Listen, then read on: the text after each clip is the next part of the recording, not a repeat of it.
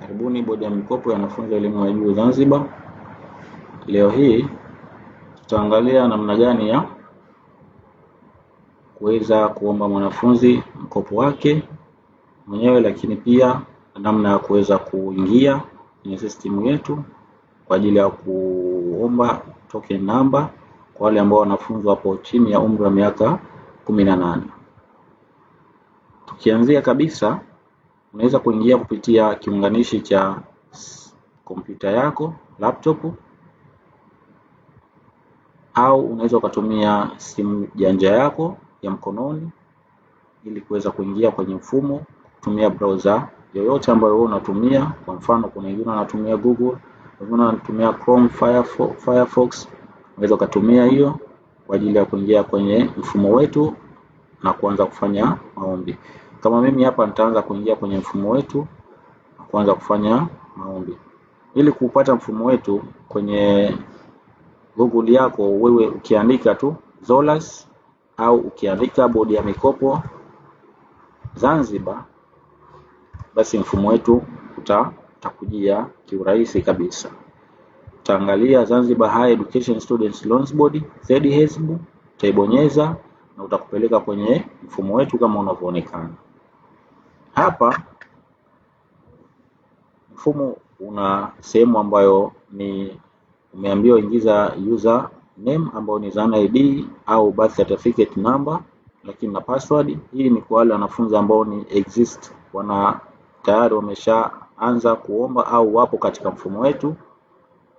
Wao wataingia hapo ku sign in na kuweza kuingia ndani. Lakini kuna wale ambao waombaji wapya kabisa, wataenda kwenye sehemu ambayo inaitwa new registration. Lakini kwa yule ambaye alishaanzisha ombi ila hakufikia kwenye kutengeneza password, basi ataingia kwenye ku resume registration kama inavyoonekana hapo. Lakini kuna wanafunzi ambao, kwa sababu mfumo wetu unahitaji Zana ID, kitambulisho cha Mzanzibari, basi kuna wanafunzi ambao wapo chini ya umri wa miaka 18. Hawa wao kutahitajika kitu ambacho kinaitwa birth certificate number, nambari ya cheti cha kuzaliwa. Lakini kuna masharti ili hiyo nambari ya cheti cha kuzaliwa kiweze kutumika katika mfumo wetu. Ili kiweze kutumika, ni lazima kiwe cheti kilichohakikiwa na kimefanywa approval kutoka mamlaka ambayo ya matukio ya kijamii.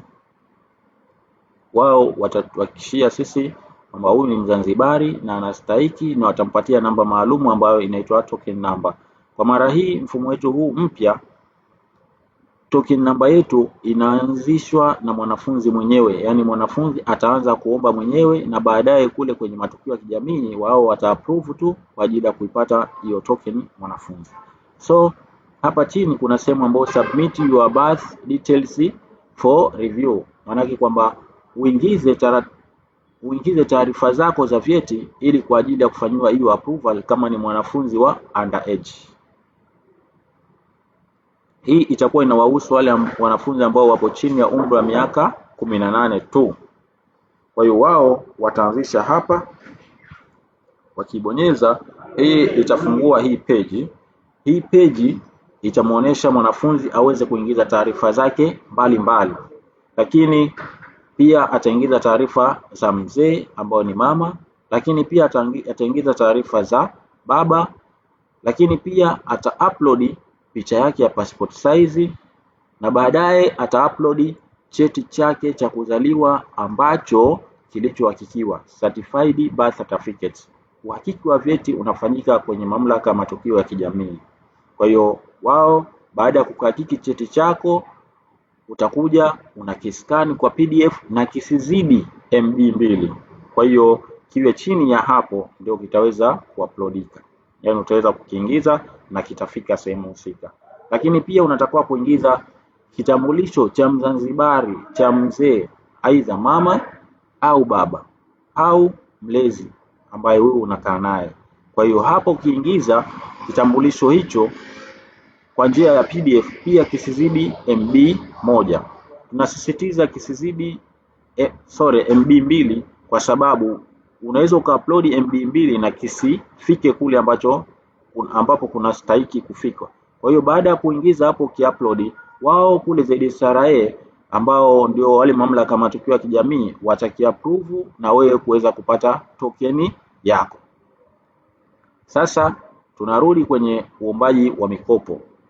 Kwa mwanafunzi mpya ambaye anacho kitambulisho cha Mzanzibari, yeye ataingia kwenye new registration kama inavyoingia hapo. Then utachagua dirisha ambalo wewe unapita. Kwa sasa hivi tunaenda kwenye dirisha la diploma, ambayo tupo na mwanafunzi hapa, yeye ni diploma. Kwa diploma huyu ataingiza taarifa zake, ataenda kwenye diploma, choose dirisha lake, ata continue. Akicontinue atatakiwa kujaza taarifa zake. Atakuwa kujaza taarifa zake ambazo hapa ataweka kitambulisho chake cha Mzanzibari. Mwanafunzi tunaye hapa anaweka taarifa zake za kitambulisho cha Mzanzibari.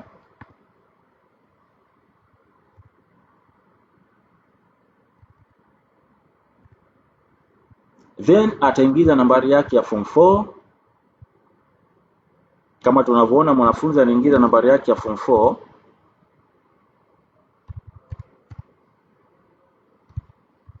Naingiza vizuri mpaka mwaka ambao amefanya mtihani. Kwa mfano mwanafunzi wetu hapa anasema amefanya mtihani 2023, kwa anaingiza.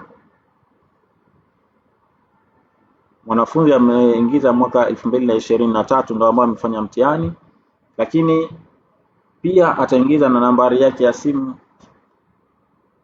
Ataingiza nambari yake ya simu kwa umakini kabisa. Ameignore 0 kwa sababu tayari imeshawekwa 255 na ataingiza hapo.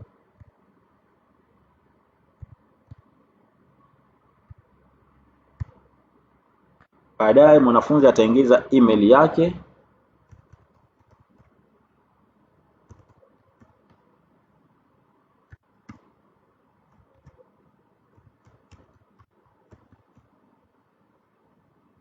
Lakini pia atarudia kuingiza email yake kwa ajili ya kufanya verification au ni confirmation. Ataingiza hapo. Anaingiza. Baada ya kuingiza hivyo vitu, taarifa zake hizo, then ana complete registration. Katika hatua hii ya awali mwanafunzi amecomplete registration. Hii ni registration, anasubiria control number ambayo ilikuwa pending, lakini kwa sasa hivi tayari imeshatokea, na mwanafunzi anachukua control number hii kwa ajili ya kwenda kufanya malipo na kuja kuendelea na taratibu nyingine. Haya, baada ya kufanya malipo, mwanafunzi akija kwenye eneo hili la kuresume, akiresume ataambiwa ingize nambari yake.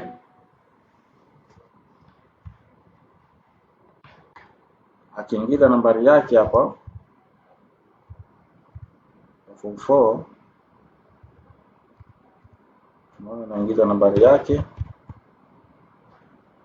Baada ya kuingiza nambari yake itampeleka eneo hili hapa, ambalo eneo hili atahitajika kuingiza verification code ambayo imetumwa kupitia nambari yake ya simu, lakini pia imetumwa kupitia email yake. Kwa hiyo hapa mwanafunzi anaingiza verification code aliyopokea kupitia email yake. Then mwanafunzi atatengeneza password yake ambayo ni strong. Kama tunavyoona hapo, mwanafunzi anatengeneza password yake.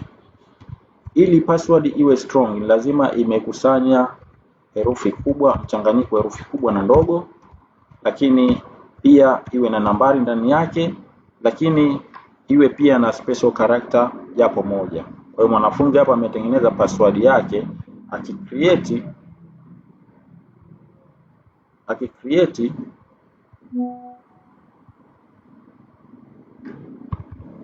Akicreate hapo mwanafunzi tayari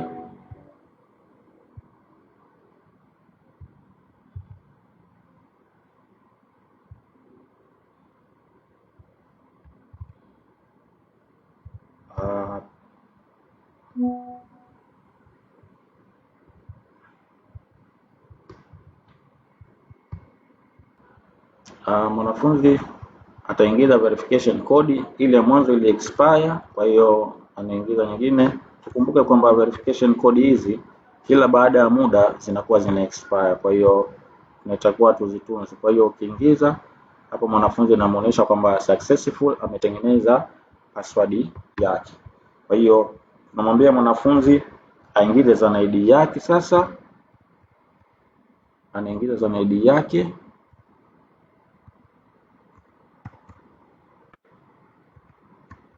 na password yake ambayo alitengeneza pale, then ana login kwenye akaunti yake. Hapa tunaona tayari ameshaingia kwenye akaunti yake, anaingia sehemu ambayo inaitwa my application. Pembeni hapa my application, akifika hapa ataona kwamba anatakiwa kuapply. Inaonekana hapa not applied, so ataibonyeza kwenye button ya apply, apply. Then kuna maelezo yanayotakiwa kusoma kabla ya kwenda kuapply. Haya maelezo ambayo yanaelezea kwa kina namna gani uombaji, lakini pia urejeshaji wa mkopo na mwongozo mzima wa mkopo. Then unakuja hapa kwenye diploma, unachagua kwa sababu mwanafunzi ni diploma. Tatiki meals and accommodation, maana yake kwamba anahitajia yeye asaidiwe au alipiwe mkopo wake tuition fee, lakini pia alipiwe na meals and accommodation. Akibonyeza kwenye apply, mwanafunzi tayari ile status ya kwamba not applied tunaona imebadilika, imekuwa applied. Then kwa vile mwanafunzi ameshalipia, anakuja kwenye submit, agree and submit. Hivi vingine agree and submit, ana submit mkopo wake, tayari itakuwa ameomba mkopo wake vizuri sana. Kwa kufanya hivi tayari itakuwa umesha apply mkopo wako. Kwa hiyo wewe utasubiria tu selection, lakini pia uko unafanya follow up kupitia loan officer wako chuoni ili kujua status ya mkopo inaendaje. Asanteni sana, nawatakia mkopo mema. Lakini kabla ya yote, bodi ya mikopo tunawahimiza wale wote ambao wamemaliza mikopo, wameweza kusoma na wanadaiwa kuweza kufanya marejesho, aidha kidogo kidogo au kufanya marejesho hata kama itakuwa una bulki, kuleta marejesho ili kuwawezesha wengine waweze kusoma. Asanteni sana, natakia kila la heri. Abdalla huyo message.